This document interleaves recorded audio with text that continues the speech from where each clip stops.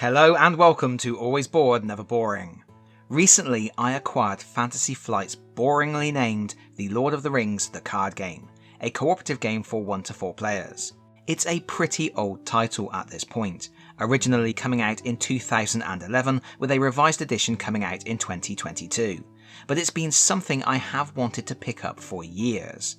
It would gradually work its way to the top of the list, but then something would come along that I wanted more, and then something else, and then something else, or I would start reading reviews about the game, and complaints about the difficulty, and discussions about how you should really only play solo two-handed, controlling 2 decks as you would in a 2-player game, and I would start to second guess myself, and I would put it off.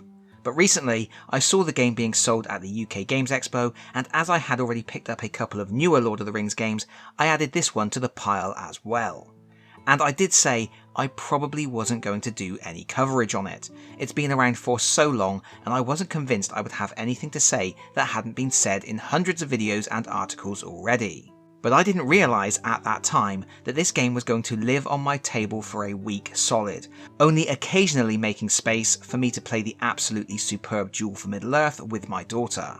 And I feel I have some things to say. This is not, I stress, a review, and I'm not going to go into the specifics of gameplay. I haven't played enough scenarios, built enough decks, or explored enough strategies to truly formulate strong opinions. But I am thoroughly enjoying my time with the game. I am ever so slightly addicted, and I thought I might just share some of my initial impressions. As they are the impressions of someone who has always been slightly dubious about whether or not this game was for them, I thought some people might find it helpful. First thing to note, spiders. Spiders everywhere. If you love a good giant spider in your fantasy game, and who doesn't, then you are well catered for here. Look at the front cover. Spiders all over the place. And that is because the 3-scenario campaign included in the core game is, well, it's sort of generic. You aren't immediately thrown into a grand adventure from the books. You're just on a slightly nondescript quest to visit Galadriel. There are some orcs and some trolls along the way, and there is a high-ranking foe to deal with at the very end, but for a lot of the time you are just fending off a variety of animals. Spiders, crows, bats, giant snakes, and wargs. That's not to say the game doesn't feel like Lord of the Rings. It's actually surprisingly thematic. You do get the sense of an overarching menace, a great dark power orchestrating events. You will recognise characters and artefacts, and the heroes all seem to reflect their personalities and skills from the books. When Faramir takes control of your scouting forces to speed up your journey, or Denethor somehow scries the encounter deck to see what threats lie ahead, everything just clicks neatly into the narrative framework. I was worried that the mechanical nature of the gameplay might suck any sense of theme out of the events, but I can say it hasn't felt like that at all. But I am getting a little ahead of myself. Let's talk first impressions on opening the box. Well, it's not a good first impression, to be fair. The box is largely empty. You get 2 wrapped packs of cards, just over 300 cards in total, a couple of punch boards, and 2 booklets. The rest of the box is empty, so you can store future expansions. I think I paid a little over £50 for my copy, and I have to admit, in the first instance it does feel like that's quite expensive for what you get. However, 300 cards is a fair amount, and they are beautifully illustrated. Most of the cards are borderless, really opening up the space and giving the art room to breathe, and the results speak for themselves. A lot of different artists have lent their craft to making this one of the most visually appealing card games I've seen, and while there are different styles on show here, there is a pleasing sense of thematic cohesion. Some art is better than others, but it all feels like it's come from the same world, and just thumbing through the cards is a pleasure. I might even consider getting card sleeves. I never buy card sleeves. And I know all that artwork isn't coming cheap, and you have to pay for the license. I also think that even though you only get a single 3-scenario campaign, there is a decent amount of game in the box. So I don't think the price is as bad as it might first appear. However, I do have a few minor complaints about components. Number 1, there are no dividers. Would it have hurt to chuck some dividers in the box to help organise all your cards?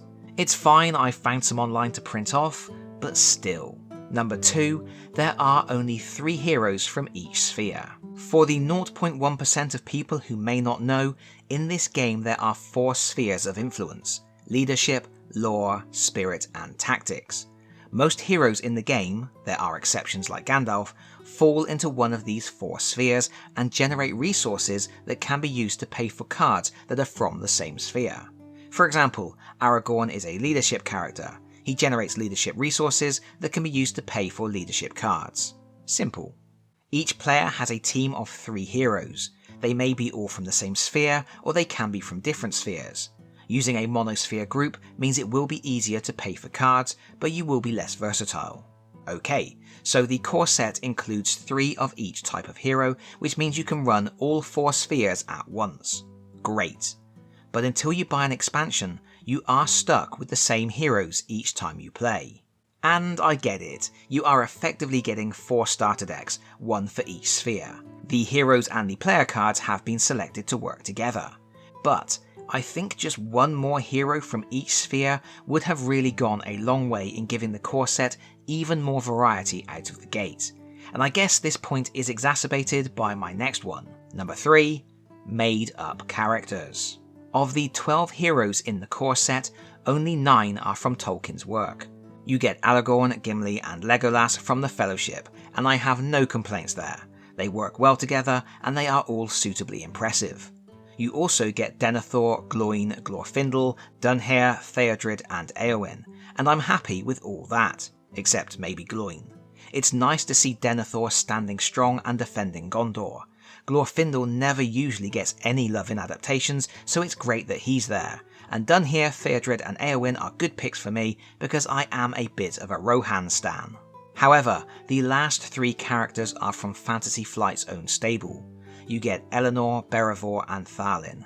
These are all characters that appeared in Middle-earth Quest, and they are great there because that game is a side story, a tale of the little people doing their part against the backdrop of the huge events rocking Middle-earth. But here, I would just rather have seen characters from the stories, even minor ones. Mostly, I think it's just a bit of an oversight not to have a single Hobbit hero, and as Boromir is my favourite character, I am a little bummed he isn't in the set. In fact, I think the main way to get him in revised materials at the moment is in the Defenders of Gondor set, and I don't even know if that's available anymore. It doesn't seem to show up in any UK stores. I suppose I can console myself with Faramir being included, but he is only an ally. Admittedly, an ally that's better than some heroes, but he still doesn't get the rank of hero. Number 4, there's only 45 cards from each sphere. This is slightly strange because a legal deck is supposed to be a minimum of 50 cards. Even if you chuck in 3 Gandalf cards, more on that in a moment, you still don't have a fully legal deck. This isn't a major problem, but I think they should have made sure you had the 50. Also, with only 45 cards per sphere, if you do play a monosphere deck, you have no deck building options at all. If you want to deck build, you need to make a multi-sphere deck. But if you do that, you only really have enough cards to make decks for 2 players. Again, there is a decent selection of cards, and more than enough to get you going with the game. But it does feel like another 10 or so per sphere wouldn't have gone amiss, especially as the core game set does contain some options that are suboptimal for true solo play. For example, the Spirit Ally Wandering Took is really only beneficial if there are 2 players, or you are playing two-handed solo, so it does feel like you don't have enough options for true solo monosphere decks. And 5, there are only 8 Gandalf allies. You are supposed to be able to take up to 3 of any card in your deck, and Gandalf, at least if you only have a core set to play with, is an obvious choice for everyone. But you only get 8. That means in a 4-player game, you can only have a maximum of 2 each. You can buy other starter decks that have 3 Gandalfs in them, but for the sake of just 4 extra cards, there should have been enough in the core box. Besides the cards, you do get plenty of tokens, possibly too many. They are used for marking resources, damage and progress on quests. However, I also use the progress tokens to mark characters that are exhausted. You are supposed to tap them, turn them 90 degrees sideways, but I find that a bit fiddly, so I chuck a progress token on them instead. Progress tokens have little footprints on them representing travel, and I think that could equally work for representing exertion.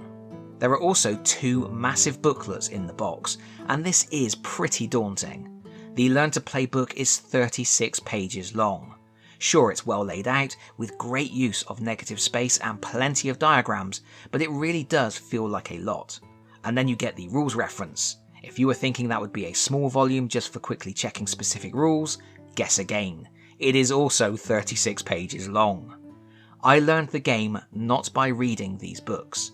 I watched some excellent playthroughs on YouTube by Meet Me at the Table prior to purchasing the game, and by the time I had everything unboxed on the table, I felt pretty confident I had a decent foundational knowledge to dive in. I then played my first game with the 2 books close at hand to work through finer details and more confusing issues as they arose. And I think that was a good way to do it. It's a very dense game. There are a lot of phases to work through, lots of interactions between cards, and very specific timings of actions and responses. Banging your head against the rules book would probably be exhausting, and really, you are only going to fully understand it all once you are knee-deep in a game. That's not to say I didn't make a lot of mistakes in my first game. I actually won handily, but that was because I overlooked an important rule.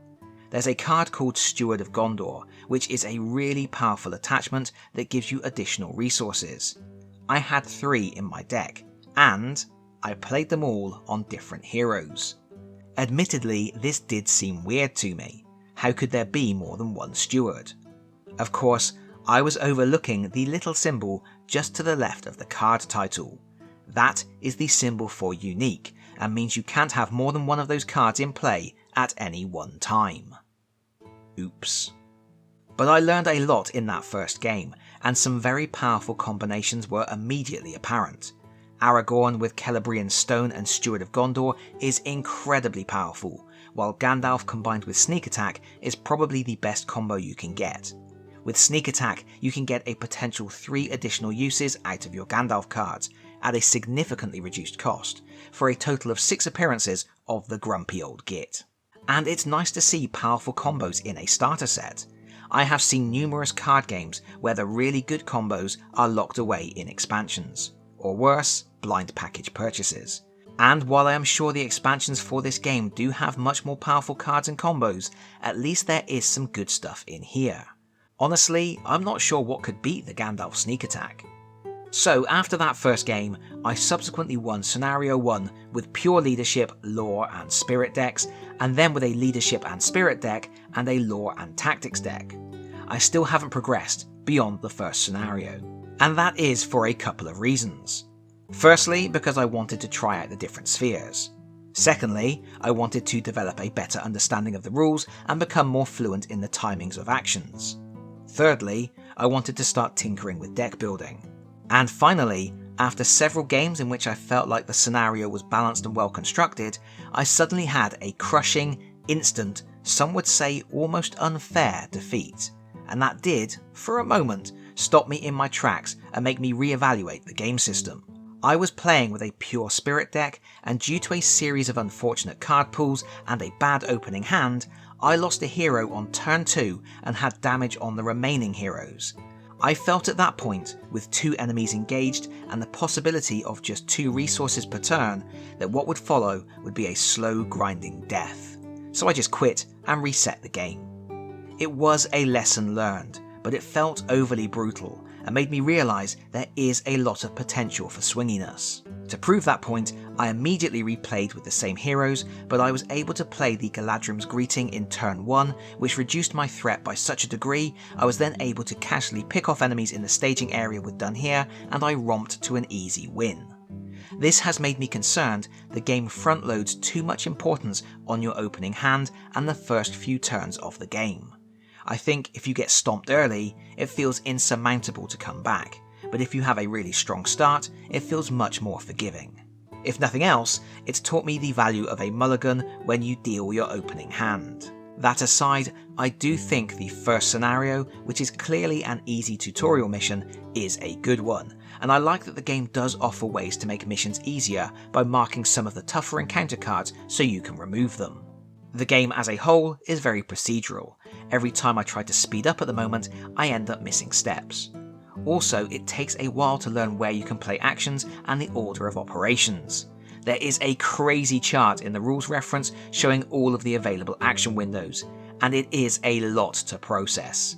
It doesn't help they decided to make the chart red, green and brown. Thanks for that. But the very procedural mechanical nature of the gameplay does mean that once you get to grips with it, things tend to run very smoothly, and I like how it all hinges together. Initially, I wasn't sure about enemies always attacking first, even if you choose to engage with them. That felt a bit cheap, but having played multiple games, I realised why it works that way. It's part of the puzzle, and it creates countless opportunities for card strategies. Do you find ways to ready your heroes? Do you bring in chump blockers? Do you find ways to cancel enemy attacks? Do you play cards that let you attack before the enemy does? And so on. So yeah, that does work for me. And from messing about with the different spheres, it feels like leadership is the strongest out of the box. It just seems more versatile, and Aragorn in particular has the potential to become very powerful. However, every hero can excel in the right company with the right cards, so maybe leadership just fits my playstyle more. It definitely feels like you need a larger card pool to really get the most out of the system. This is a good start, but it is clearly that, a start. And with only 3 scenarios, one of which is reportedly almost impossible in true solo, it seems like it will be necessary to grab expansions quickly. I think if I was to expand, jury is still out, I would probably look at the Fellowship of the Ring saga box next, because then you get your hobbits. But I really do want to get Boromir on the team too. The fact I am even thinking about expansions probably says more than anything else I have discussed in this video. But ultimately, my initial impressions, even with my little grumbles, are positive. And now, if you'll excuse me, I have a troll to deal with. Thank you so much for watching. If you like this video, please consider pressing the like button. If you really like this video, please consider subscribing if you don't already do so. And hopefully, I'll see you all again very soon. Bye bye everyone. Bye bye.